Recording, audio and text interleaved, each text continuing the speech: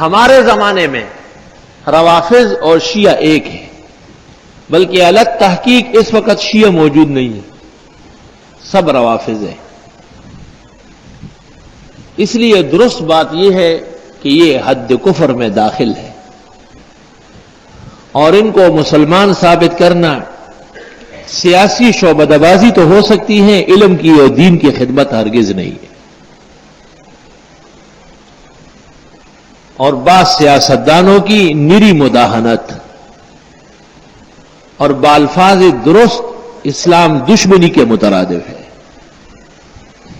ہاں ایسے افراد ہو سکتے ہیں، ایسے افراد ہو سکتے ہیں۔ جب کراچی کے علماء قتل ہوئے اخیر میں بہت زیادہ، تو ایک بہت بڑا شیعہ عالم ہمارے ایک بزرگ عالم اور سیاستدان کے پاس گیا اور اس کو کہا کہ کراچی میں علماء دیوبند قتل ہو رہا ہے، علماء دیوبند اصل اہل سنت ہے، اگر یہ مر گئے ختم ہو گئے اسلام ختم ہو جائے۔ شیعہ عالم نے کہا، لیکن من حیث الجماعت و من حیث الاعتقاد اس زمانے کے تمام روافض ہیں، شیعان نہیں ہیں، کیونکہ یہ خمینی کا اعتقاد رکھتے ہیں اور اس نے اپنے کشف اسرار اور صحیفہ نور میں کفر کی کوئی حد نہیں چھوڑی، کوئی کسر نہیں چھوڑی۔ یہاں تک لکھا ہے صفحہ 117 پر، با نظر عامیانہ چنی می نمایت کہ اس قرآن چیزیں افتادہ۔ سرسری نظر ڈالنے سے پتہ چلتا ہے کہ صحابہ نے قرآن میں کمی بیشی کی ہے۔ خمینی لکھ رہے ہیں کشف اسرار میں، کشف الاسرار مولانا منظور غلط لکھ رہا ہے، کشف الاسرار تو عربی نام ہے، وہ فارسی ہے، کشف اسرار ہے۔ اس کے بعد لکھتے ہیں اگر کسی بتاریخ رجوع کردہ او فہمید کہ پیغمبر در تبلیغی مسئلہ امامت از مردمی خوفی داشتہ، وہ خوف پیغمبر بجا بود۔ اگر کوئی تاریخ اسلام دیکھے تو اسے پتہ چلے گا کہ رسول اللہ صلی اللہ علیہ وسلم نے علی کے خلیفہ ہونے کا اعلان ڈر کے مارے نہیں کیا۔ ابو بکر عمر و عثمان سے ڈرتے تھے، وہ چھرے لے کے مارنے لگے تھے۔ حضرت عمر کے بارے میں، حضرت ابوبکر کے بارے میں کہتے ہیں این حدیث نیس دروغ است کہ برائے استیصال اہل بیت می ساختن، صفحہ 197۔ یہ حدیث رسول نہیں، حالانکہ وہ متواتر حدیث ہے، نحن معاشر الانبیاء لا نرث ولا نورث ما ترکنا صدقہ، بخاری مسلم سب کی ہے۔ کہتے ہیں این حدیث نیس دروغ است کہ برائے استیصال اہل بیت می ساختن، یہ آل رسول کو کچلنے کے لیے گھڑا گیا ہے۔ ابو بکر جس کو امت نے صدیق کہا، خمینی اس کو کذاب کہہ رہے، مفتری۔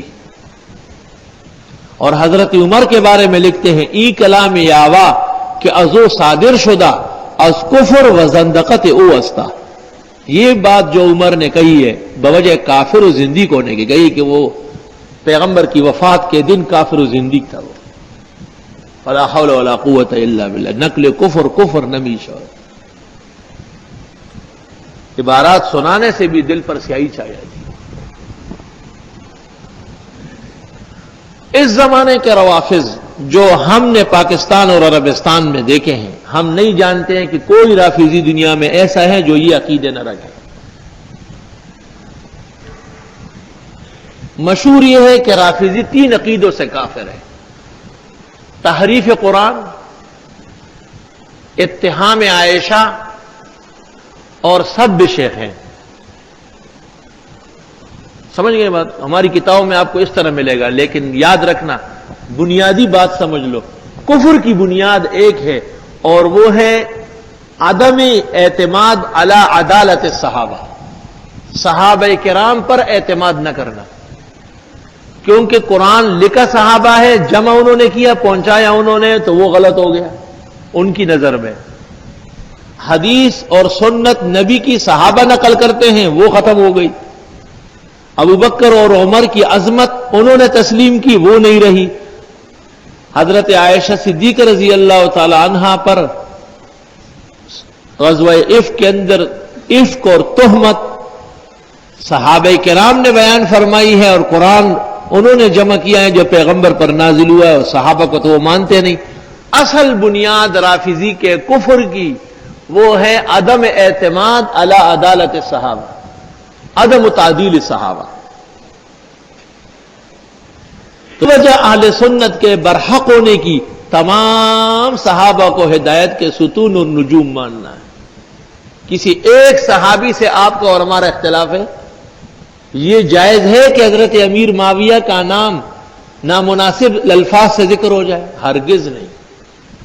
معاویہ مجتہد تھے، دعہو فإنہ صحابی، ابن عباس کہتے ہیں دعہو، رہنے دو یہ بات ہے، فإنہ فقیہ۔